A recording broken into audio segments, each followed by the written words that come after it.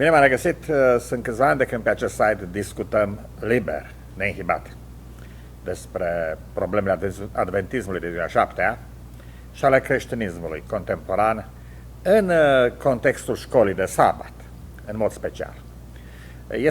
Este periculos să discuți liber la data aceasta în Biserica Adventistă. Atacurile vin din două părți. Odată vine din partea conducerii, pot să vă povestesc mai multe aici, dar mă abțin. Al doilea atac însă vine din partea membrilor de rând, care simt cumva că le se trage preșul de sub picioare. Și asta e ceva foarte grav. Pentru că, în mod tradițional, adventismul de ziua șaptea, în secolul XIX în Statele Unite și la începutul secolului 20, dar cu siguranță în România, începând de la începutul secolului 20, până acum 2-3 decenii, adventismul de ziua șaptea se simțea la el acasă într-o dezbatere liberă.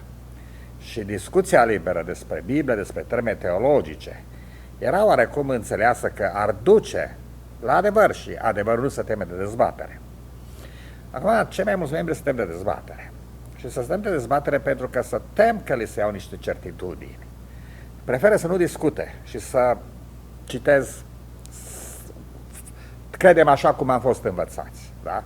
Să rămânem la ce am învățat. Nu ne mai batem capul, pentru că rămân la ce am fost învățați, cu siguranță că suntem într-un tren care până la urmă va ajunge în ultima stație și ultima stație este în Împărăția lui Hristos. Este o iluzie. Și cu această ocazie aș vrea să abordez o problemă, de fapt, ce este adventismul de ziua șaptea, care este esența lui teologică. Nu vreau să discut despre aspecte de comportament, e voie, nu-i voie, să porți pantaloni, să porți fustă, mini și așa mai departe, să bei cafea, mai știu eu ce, probleme de disciplină bisericească. Le consider, acestea sunt chestii de suprastructură. Vreau să merg la bază și baza este teologia.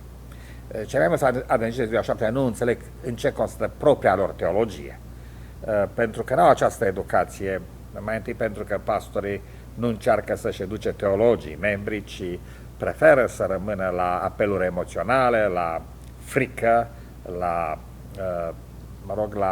dacă nu e frică, la emoții puternice, pozitive, dar mai puțin la analiză și la teologie. Ce este teologia? Teologia nu este Biblia. Teologia este paradigma fundamentală pe care se bazează o biserică în interpretarea Bibliei.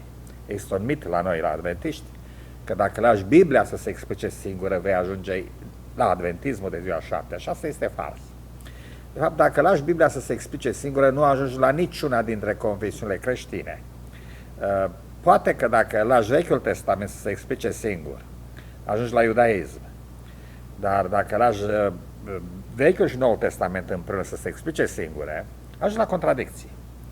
Și aceste contradicții nu sunt recunoscute de cei mai mulți membri care preferă să nu le vadă sau să nu citească Biblia destul de adânc ca să le recunoască. Așa că fiecare biserică pleacă de o anumită paradigmă teologică pe baza căreia interpretează Biblia.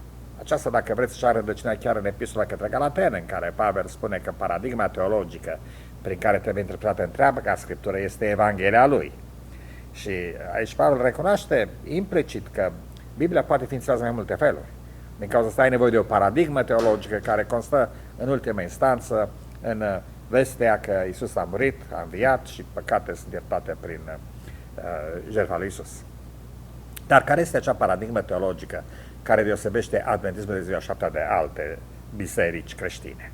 Asta este subiectul care vreau să-l abordez, ca să avem un punct de plecare atunci când dezbatem alte probleme. Și cu siguranță că nu voi epuiza subiectul cu această ocazie. Hai să plecăm de la un eveniment care s-a petrecut la începutul anilor 50, când Conferința Generală a publicat o carte care nu mai găsiți acum în librăriile adventiste, fiindcă este prea controversată. Se numește Questions on Doctrine. Și această carte, Questions on Doctrine, a fost răspunsul pe care Biserica Adventistă l-a dat unor teologi evanghelici care au pus anumite întrebări bisericii adventiste. Hai mai întâi să vedem ce însemnează evanghelic, că aici este o problemă. Evanghelicul era ceva nou și ceva la modă, ceva mai mult decât o modă, era un curent cu un foarte puternic suport politic în Statele Unite. De fapt, nu o să înțelegem succesul formidabil al lui Billy Graham, de exemplu, și al evangelicalismului american, dacă nu privim la aspectul politic. Poziția sectorilor și bisericilor protestante, dar mai ales a sectelor, în Statele Unite, începând de la 1900, fusese fundamentalismul. Fundamentalismul nu este un concept inventat de musulmani, ci de sectele protestante din America. Și fundamentalismul, ca și în islam, are multe lucruri comune cu islamul, inclusiv așa puțin terorism, amintiți-vă de KKK, de exemplu, dar în principal are foarte multe în comun cu islamul, în sensul că fundamentalismul protestant se declară o religie a cărții, așa cum islamul este o religie a cărții. Creștinismul n-a fost niciodată o religie a cărții și nici protestantismul n-a fost o religie a cărții, în ciuda principiului sola Scriptura. Anume, ideea de religia cărții este ca o carte care răspunde la toate întrebările legate de credință, de doctrină, de viață, de știință, dacă vreți, de politică, totul se răspunde, de toate răspunsurile se găsesc în acea carte. Deci, practic, citând faimoasa afirmație a califului Omar, dacă ce scrie în cărțile astea scrie în Coran, nu avem nevoie de ele, și dacă nu scrie în Coran, sunt rele. Ideea aceasta s-a regăsit în fundamentalismul american, în noțiunea că dacă ceva nu se găsește în Biblie, nu avem nevoie, și dacă se găsește în Biblie, nu avem nevoie, și dacă contrazice Biblia, este rea și trebuie dată la o parte. Dacă vreți, o maximă fundamentalistă tipică este acel faimos blueprint în educație al Sora White, în care ea spune Biblia, în școlile noastre, Biblia trebuie să fie singurul manual de școală. Că noțiunea asta, singur manual, este foarte dificil, dar a fost interpretat, da, putem avea și alte manuale de școală, dar în ultima instanță manualul principal e Biblia, adică când învățăm matematică, calculăm genealogii, aia aritmetică, nu matematică, mă rog. Dacă vrei să înveți geometrie din Biblie, afli că valoarea lui pi este 3. Când învățăm astronomie, luăm din Biblie, că acolo vorbește și despre stele și despre legăturile Orionului. Când învățăm geologie, bineînțeles, luăm din Biblie, că a fost potopul și a creat straturile geologice. Învățăm despre biologie, învățăm din Biblie, aflăm că iepurile rumegă, de exemplu. Mă rog, învățăm istorie, clar că este din Biblie, istoria Universului este din Biblie, astrofizică din Biblie, toate răspunsurile sunt din Biblie. Sistemul ideal de conducere politică este în Biblie și, bineînțeles, că este teocrația lui Israel. Deci, Biblia dă răspuns la toate problemele. Asta e fundamentalismul protestant. Noțiunea de bază în fundamentalismul protestant este aceea că Biblia este inerantă, adică nu poate greși. E infalibilă. Și această noțiune implică ideea clasică a inspirației verbale a Scripturii. Inspirația verbală însemnează că cuvintele din Biblie sunt inspirate. Aici există un double talk la adventiști. Adventiștii spun că ei refuză inspirația verbală. Hai să o punem așa cum au definit-o fundamentaliștii. Cuvintele au fost inspirate în original, în autograful original. Ca atare, recunoaștem că traducerile pot să nu redea exact sensul în original. Recunoaștem de asemenea că nu avem primele manuscrise, deci depinde de manuscrise ulterioare, dar în original fiecare cuvânt a fost dictat de Dumnezeu. Această noțiune adventiștii o pun astăzi într-un fel de double talk. Adică ei spun, noi nu credem în inspirația verbală, în sensul că spun, noi nu credem că Dumnezeu a spus întrucât. Dumnezeu putea să spună la fel de bine deoarece, da? Deci Dumnezeu l-a inspirat pe profet și el a scris întrucât, dar putea să spună deoarece. A spus sau, dar putea să spună dar. Deci cam asta însemnează că nu credem în inspirația verbală. Deci noțiunea fundamentală în adventism este că Biblia are adevăr propozițional și acest adevăr propozițional este absolut. Ce însemnează adevăr propozițional? Da? Însemnează că fiecare propoziție este o sintagmă, este o unitate logico-lingvistică și această propoziție își este suficientă sieși ca să spună un adevăr care trebuie luat ca atare. Bine să apelăm la context ca să explice sensul propoziției, dar odată ce sensul propoziției a fost înțeles în contextul istorico-gramatical, acest sens este absolut, este nenegociabil. Deci, asta se numește totuși fundamentalism. Acum, deci, adventiștii s-au simțit confortabil în fundamentalismul protestant, pentru că s-au declarat ca fiind adevărații fundamentaliști. Și erau destul de tari și în America și în România în a câștiga, a marca puncte în discursuri, în dezbateri fundamentaliste. Uite, asta spune Biblia, Biblia se explică singură, aici e o propoziție, dincolo este altă propoziție. Deci în Matei este o propoziție, în Malachi altă propoziție, în Geneza altă propoziție, în Apocalipsa altă propoziție, le luăm pe toate împreună. Da? Și ele se explică una pe alta, ca și cum ar veni de la același autor, și ăsta e sensul și, în general, teologii noștri sau apologistii noștri au fost destul de tari în a mânui acest instrument bazat pe paradigma fundamentalistă. Un alt aspect al fundamentalismului este că testul principal care desparte fundamentalismul de non-fundamentalist sunt primele 11 capitole din Geneza.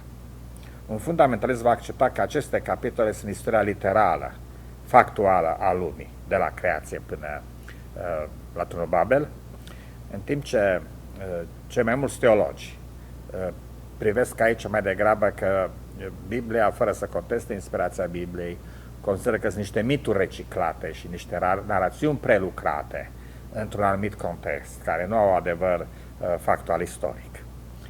Bineînțeles că legat de aceasta este atitudinea antimodernistă a fundamentalismului. Fundamentalismul american, ca și fundamentalismul islamic, în a doua jumătate a secolului 20, fundamentalismul american în prima jumătate a secolului 20 s-a dezvoltat ca o mișcare antimodernă. Antimodernă în sensul că respingea, concepțiile sociale moderne, o anumită libertate a individului de a-și alege căile lui, independent de presiunea societății. Dar, dincolo de aceasta, e vorba de anumită libertate a gândirii, în afara canonelor biblice. Și bineînțeles că conflictul principal a fost cu teoria lui Darwin, care nici nu era destul de solidă, trebuie să recunoaștem, la începutul secolului 20. Și acest conflict a culminat cu faimosul proces al maimuțului din 1923 din Dayton, Tennessee, în care fundamentaliștii au devenit obiectul de râs al întregii Americi. Și iarăși adventiștii aici au fost foarte tari, pentru că adventiștii considerau că Ellen White le-a luat niște indicații prețioase, cum că potopul explică geologia planetei și că dacă sapi destul de adânc și cercetezi destul de mult, vei găsi urmele potopului dincolo de îndoială. Și adventiștii au luat în serios lucrul acesta. McCready Price este cunoscut ca pioner al creaționismului științific, încercând să facă în școlile lor un creaționist științific, adică să dovedească științific, spuneau ei, să ducă un fel de argumente științifice. Ferește, ei nu făceau geologie, ei doar, scoteau citate din cărțile altora, să dovedească că a existat o evoluție și că a fost potopul și toate speciile au fost create fixe.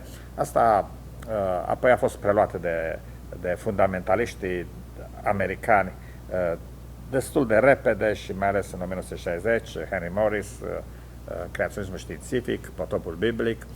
Ideea a fost luată de la adventiști, în ultima instanță de la Ellen White. Însă, așa cum am spus, s-au simțit destul de tare aici că ei sunt adevărații fundamentaliști. Acest antimodernism însă avea și un caracter teologic, bineînțeles, că fundamentalismul respingea noțiunea înaltei critici, unui studiu științific al textului Bibliei. Textul Bibliei trebuie luat așa cum este. Așa cum se spune, natura lui Iisus e un mister și nu putem să explicăm științific cum poate fi Dumnezeu și om în același timp sau cum a înviat. Nu putem explica științific cum a apărut textul biblic. Teologii moderni potriva au încercat să înțeleagă cum a apărut textul biblic, au operat la arheologie, la istorie, la texte comparate, la intertextualitatea Scripturii, adică nu intratextualitatea, ci intertextualitatea, la texte din afara Scripturii, ca să explice sensul și la istoria textului, fără ca prin acestea să amatoreze Biblia. Dar fundamentaliștii au declarat că toate acestea sunt o blasfemie, este de fapt interzis, ca să încercăm să înțelegem o istorie a textului în afara produsului final pe care îl avem în față. Adică luăm Biblia ca și cum ne-a căzut din cer. Înțelegeți? Așa cum de fapt o iau cei mai mulți creștini. Asta e Biblia, e un absolut. Cum a apărut? Cine a dat-o? Cine a editat-o? Cine ne-a spus că asta e Biblia și nu e alta? Cine a spus că cartea este între Biblie și alta nu intră? Nu ne punem întrebările astea. Luăm așa cum este fiecare cuvânt. Adventiștii, iarăși, repet, au fost foarte tare aici și au susținut că ei sunt adorație fundamentală și în sfârșit să mai trec la un alt aspect. Fundamentalismul în general a fost pentru separarea bisericii de stat. De ce? Fundamentalismul a reprezentat din punct de vedere social, asta e foarte important, că nu putem înțelege o teologie izolat de forțele sociale care au influențat-o, dacă nu au modelat-o chiar. Fundamentalismul reprezintă concepția despre lume de little town american și de fermieri americani. Și din cauza asta s-a simțit bine să fie apolitic, pentru că nu aveau prestigiu social să joace politic, dar mai ales au fost foarte anticatolici din același motiv. Și anticatolicismul se datorește în principal unor obsesii a puritanilor americani care au rămas cu amintirea războiului religios în Europa, că papa va veni în America și va infiltra America prin catolici, polonezi și italieni și prin sindicate, va crea o revoluție socialistă. Mă rog, așa ca o paranteză, Papa Leo al XIII-lea, cred, a dat o enciclică numită de Rerum Novarorum, în care pune bază unui fel de socialism catolic și pentru prima oară le dă voie catolicilor să meargă la urna de vot. Și asta stă în mare măsură la baza fascismului spaniol și italian, mai ales cel spaniol. Dar cert este că combinația de socialism și catolicism i-a speriat pe oameni. Și aici iar adventiștii au avut și ei paranoia lor cu decretul duminical. Și profitau de această obsesie a Americii ca să arate noi suntem adevărații fundamentaliști, că noi arătăm care sunt scopurile papalității și așa mai departe. Acum, deci, repet, este o concepție, nu e o concepție a omului educat. Fundamentalismul este concepția fermierului, a profesorului de școală elementară, eventual, a medicului de comunitate de fermieri, a politicilor mărunți local, a muncitorilor din industria din Midwestul Americii. Deci este concepția, nu este o concepție în niciun caz a intelectualilor, a profesioniștilor cu succes, a claselor înalte. Și din cauza aceasta s-a complicat în această izolare socială. Și aici probabil că este un mod al nostru greșit de a percepe fundamentalismul american. În România, când era ceva tradus din America, ți se părea că e grozav că vine din America. Dar nu realizai că ceea ce citeam noi și profesorii pe care admiram sau predicatorii, de fapt în America erau reprezentanții unei clase marginale. Acum probabil reprezintă imigrația mexicană și africană și eventual est-europeană, la fel de bine. Dar să merg mai departe. În anii 50 s-a produs o schimbare în America. Și dintr-o dată, evangelicalismul a câștigat teren împotriva fundamentalismului. Fundamentalismul a fost demonizat, a fost văzut rău, criticat, eventual privit așa cu oarecare jenă. Și protestanții americani, sectele protestante, au preferat să îmbrățișeze evangelicalismul, să declare evanghelici. Și ce diferența între fundamentalism și evangelicalism este că evanghelicul american, și apoi de toată lumea, nu este interesant de aspecte doctrinare, nu este interesat nici de ineranța Bibliei, nici de antimodernitate, în principiu, nici atât de mult de conflicturi cu probleme științifice. Ceea ce le interesează pe evanghelicul american este dacă l-ai primit sau nu pe Iisus. Odată ce l-ai primit pe Iisus, ești ok, da, mergi în cer, nu mergi în iad, păcatele sunt iertate și doctrina este redusă la câteva lucruri foarte simple. În general, există o înclinație spre creaționism sau spre intelligent design, dar nu este obligatoriu. Poți să accepti și evoluția, poți să accepti pe la urmă că Geneza nu este literală, dictată de Dumnezeu, sau că Moise n-a fost autorul Genezei. Asta nu interesează pe evanghelic. Pe evanghelic interesează relația ta cu Iisus. Un alt aspect este că această relație, nefiind definită doctrinar sau etic, este definită în mod special emoțional. Acum îi spune, bine, dar evanghelicii au anumite lucruri la care țin foarte mult. Printre acestea este rugăciunea în școală, rugăciunea la meciul de fotbal, dacă vreți, atitudinea pro-life, nu este universală. Mulți evangheliști sunt pro-choice, destul de mulți sunt pro-choice, da? Împotriva căsătoriei homosexuale, iarăși nici asta nu e universală. Dar este o majoritate. Dar toate acestea nu sunt justificate pe baza paradigmei fundamentaliste, anume că Biblia este inerantă, ci mai degrabă sunt aduse niște argumente care de multe ori se scoase din teologia naturală, argumente logice, argumente legate, cum ar fi, de exemplu, în cazul la pro-life, respectul față de viață, că viața începe la concepție și se evită un text biblic, deși în lumea fundamentalistă, care rămâne lumea micului oraș american și a comunității de fermieri și a foarte needucați, argumentele literale din Scriptură sunt aduse în continuare. Dar, în general, evangelicalismul domină. Acum, ce caracterizează, care este explicația victoriei evangelicalismului? Explicația este, poate fi găsită și în faptul că,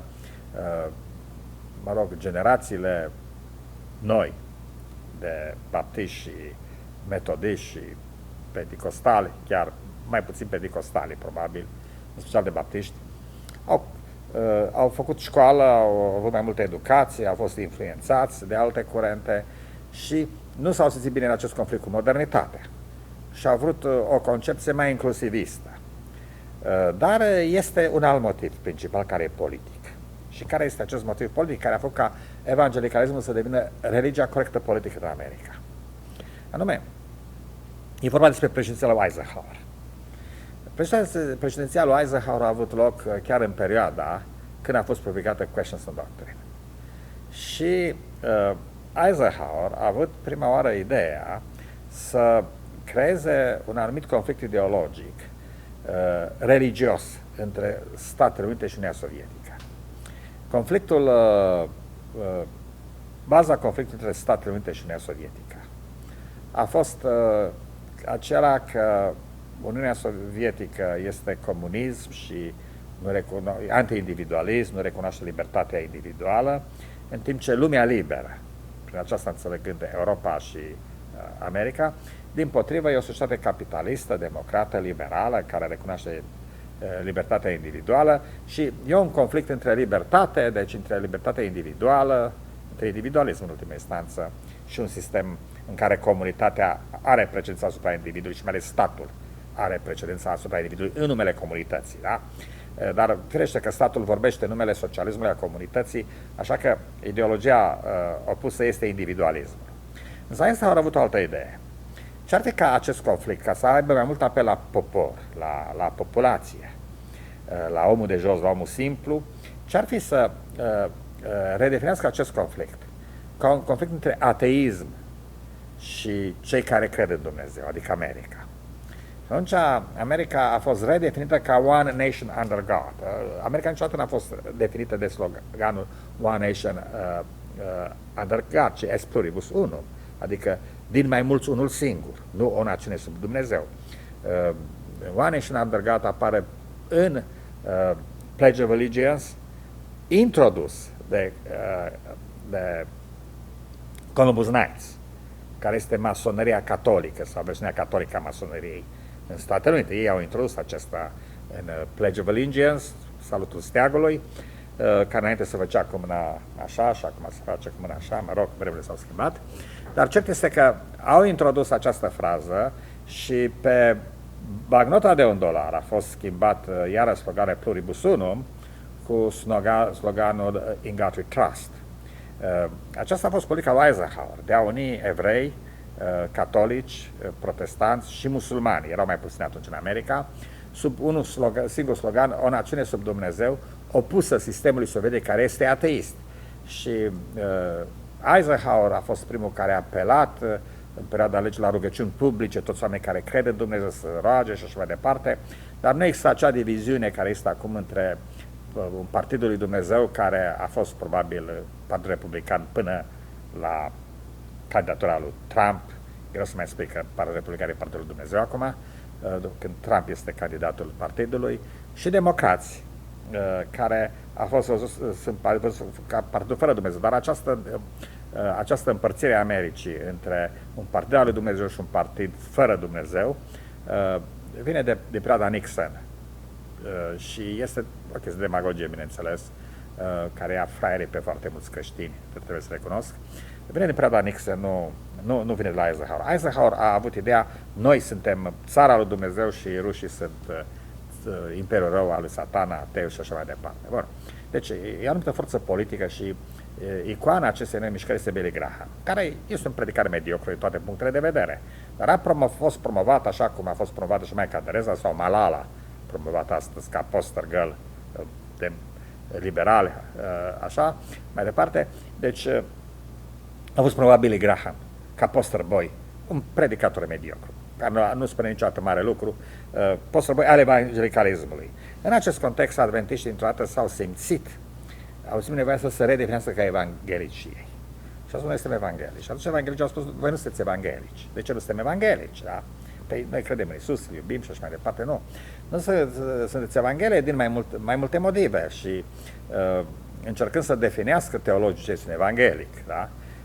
Adventiștii au rămas, martirii Jehova, mormonii și adventiștii au rămas în afară. Și definiția evangelicalismului era teologică și psihosocială. De punct de vedere psihosocial, ceea ce evanghelicii au numit cult, se aplică și la multe secte protestante, anume o comunitate care controlează pe individ, ca gândire, ca comportament, în mod foarte strict. Asta aici adventiștii, în perioada de popularitatea fundamentalismului, se lăudau că noi suntem fundamentaliști, că uite cum ne ținem noi membri, aliniați.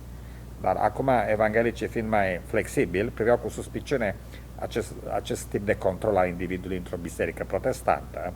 Și asta a fost o primă acuzație care s-a adventiștilor, dar asta se putea aplica la foarte multe secte protestante.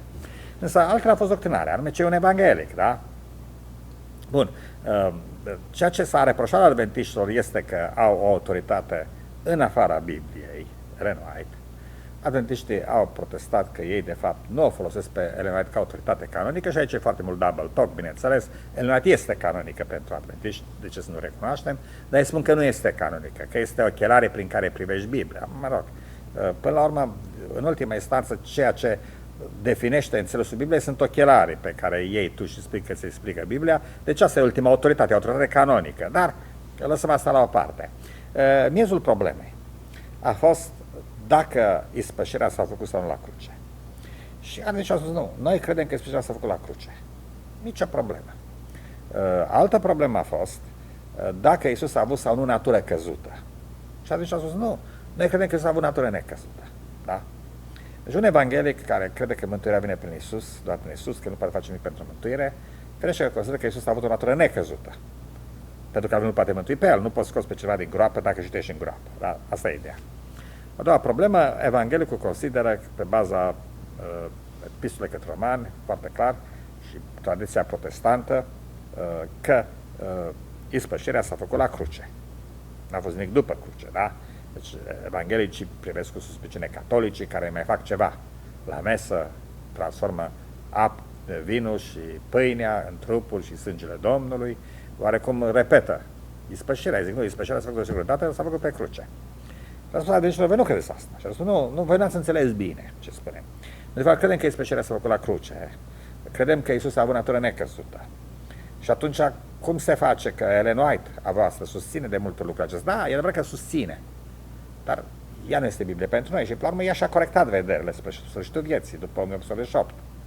Bun, dar sunt cei mai mulți dintre ei voștri spun așa și au spus nu sunt cei mai mulți dintre ei, sunt aripa lunatică a bisericii. Și aici a apărut un conflict în biserică.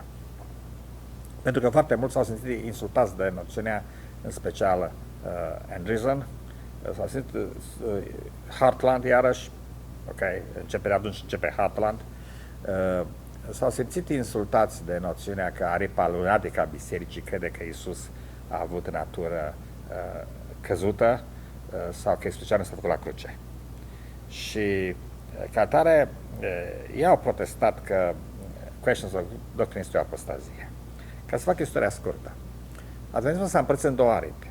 Aripa progresist, evanghelică, corectă politic, aripa Adventismul liberal, să zic așa, crede că ispășirea s-a făcut la cruce, că Iisus a avut o natură necăzută în păcat și, în general, înclină spre teologia evanghelică din toate punctele de vedere. Ei citesc teologi evanghelici, citează teologi evanghelici și asta este oarecum poziția corectă politic a bisericii.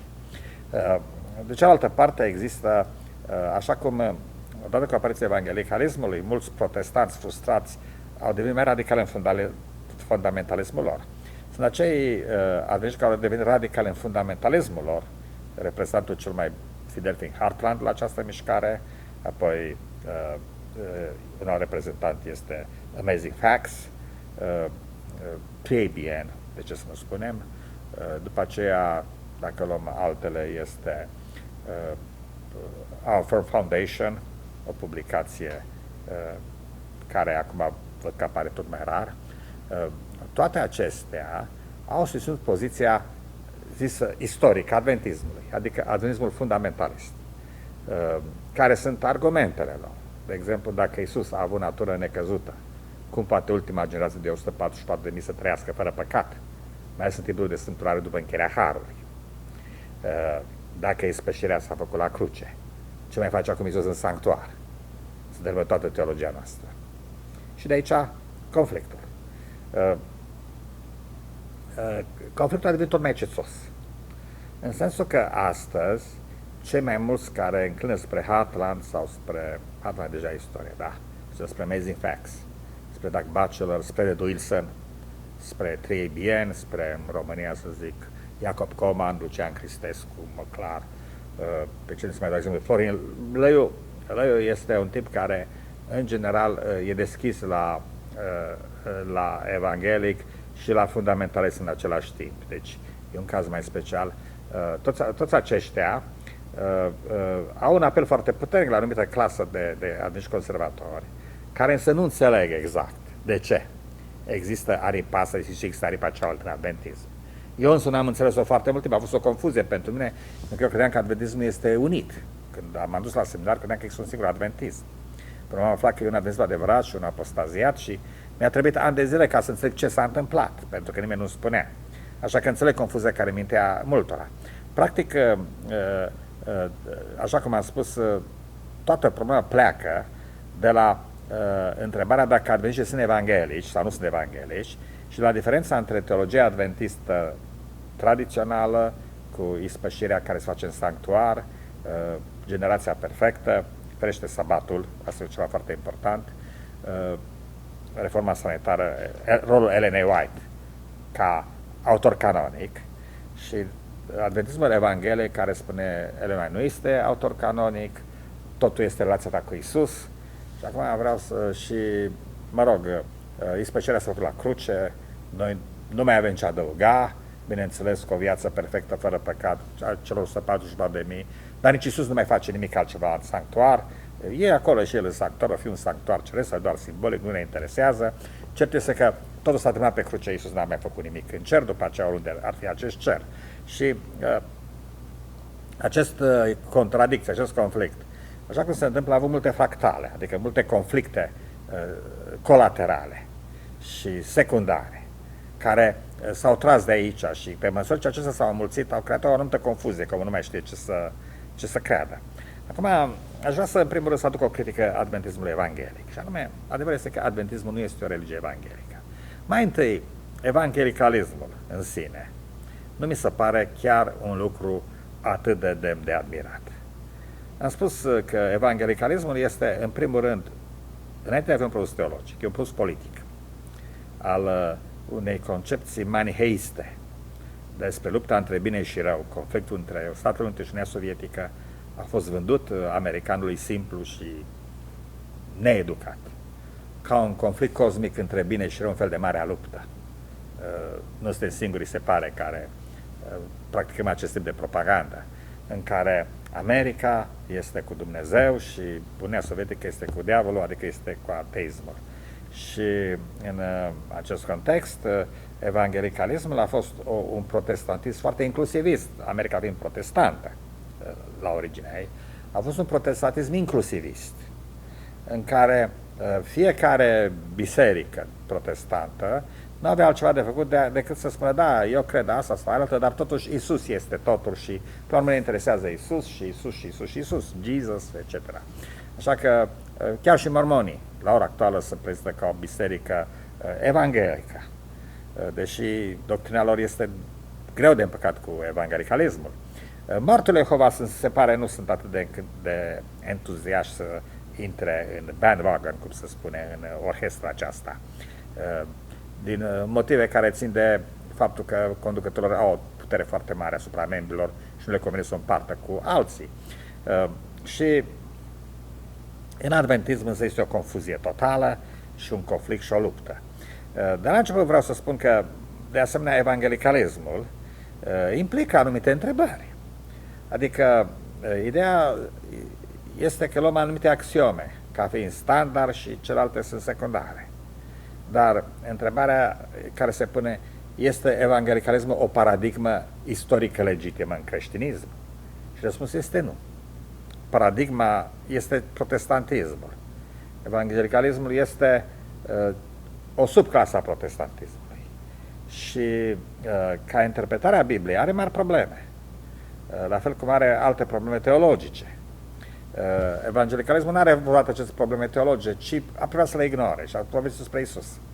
La fel de mult cum ignoră și problemele epistemologice. Trăim în epoca Revoluției științifice și în întrebări noi.